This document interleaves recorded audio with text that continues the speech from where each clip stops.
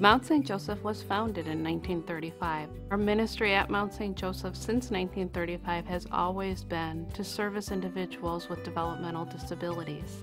The ages of the women that we service here at Mount St. Joseph range between 22 and 94.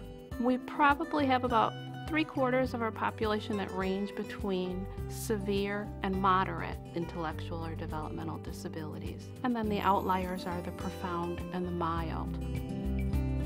Mount St. Joseph is a campus setting, and we have 6 residential areas at this time. Our residential areas that have larger groupings are subdivided into smaller groupings. So there may be a cottage that has 32 individuals, but they actually live in a smaller group of 8. We want to make sure that in their day-to-day life they will really benefit from our program structure and environment. We want to make sure it's a safe environment, and yet we want the ladies to develop to their highest potential. To find that there was a place like Mount St. Joseph was like a dream come true. It meant so much for us to have her somewhere, not just where she would be well taken care of, but where she would be loved.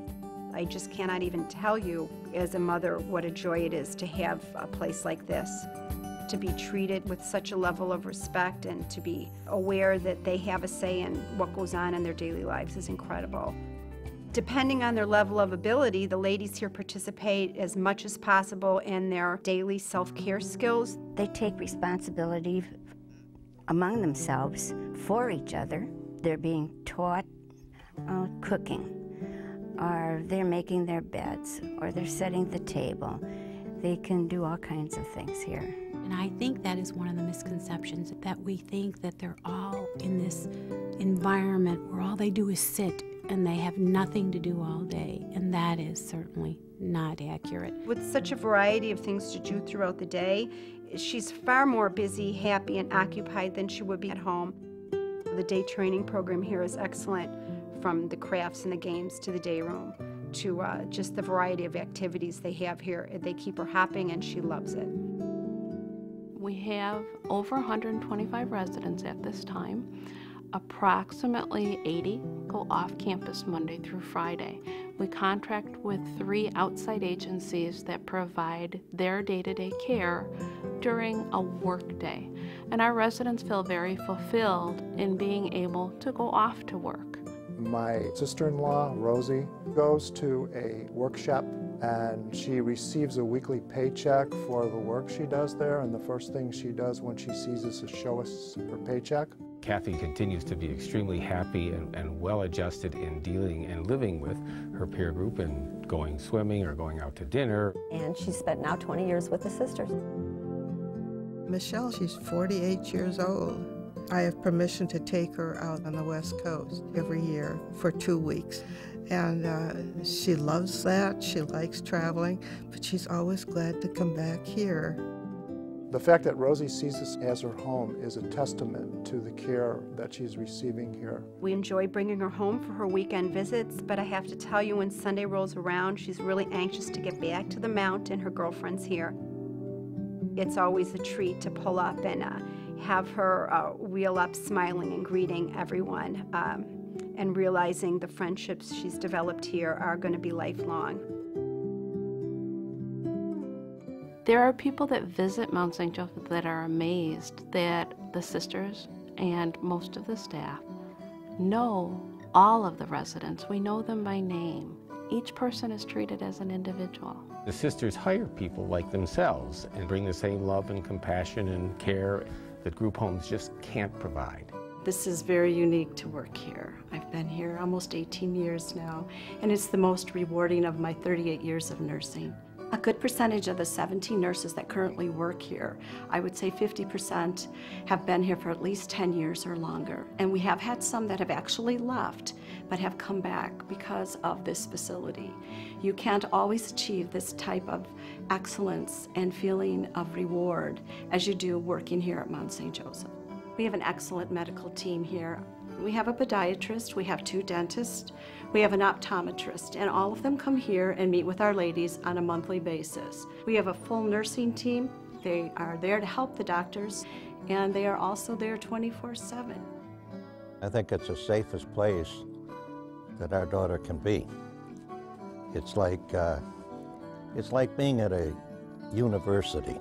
As far as the safety and the well-being of the client, it is much more difficult to maintain that in a group setting, in a home, in a community, opposed to a campus setting where everything is at their disposal. The longevity of life here is tremendous. Years ago, they didn't think that the handicapped, or as they called a mentally retarded person, didn't live that long, especially the Down syndrome population. But I have to attribute it to the care. I don't know what else to say, because they live in their 60s, 70s, 80s. We even had a resident who was 93 years old, and that's amazing. I don't know of any legislators that have ever been out to such a home as Mount St. Joseph. But I feel that if they'd ever visit our facility here, they would certainly get 100% behind all these type of facilities. Many of them could vote because they're of age, but what we do is we try to get to the families and we say, you are their voice, you are their voting power. You as parents, as brothers and sisters, relatives, aunts, uncles, even extended families, you are the vote for them. And as advocates, you need to really think about what's going to be best for them in the future. You're also informing your legislators who really don't have an idea of what these facilities are like and how important they are for that population, not just the population, but the community as well, because they serve the community. It's amazing how, when people find out what Mount St. Joseph is, how they really want to get involved to help. And that's one of the key things that we need to promote. The Mount St. Joseph Association has provided financial assistance to the sisters. Several of the things that we've done over the past several years is purchase of a new van for the facility, kitchen renovation, automatic lifts, bathing systems for the residents. We are taking on community at large board members now, adding them to the association for the potential of them to raise funding. We don't get financial rewards serving on the board, but our reward is to see the happiness and the well-being of the residents. For our comprehensive care on a day-to-day basis, we actually receive less than $130 per resident. And some of our buildings are 40, 50, 60 years old. There's constant renovations that need to be made to upgrade those areas. You've got technology now that wasn't available 20 years ago, anything from a tub lift to different devices that could assist in walking. It seems like every year there's something newer and better that would be beneficial to their lives, yet it comes at a price. As we develop and grow, we need to develop and grow within the current technological advances, the safety advances, and really look towards the future. So it really is a significant impact that individuals are able to add to the quality of life that our residents enjoy by assisting us with donations and volunteering time. Something as simple as reading books with our ladies, going for walks, and go swimming with our ladies. I think people don't realize that it doesn't have to be a $20,000 contribution. Your time is valuable. These sisters are dedicated. Everyone involved with Mount St. Joseph here is just amazing.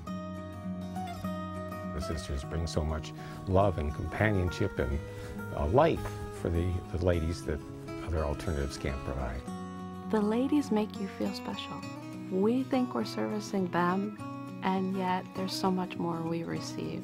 I feel like she's got two families now in two homes. She's got her family with us, and then she's got her Mount St. Joseph family, and they are just incredible.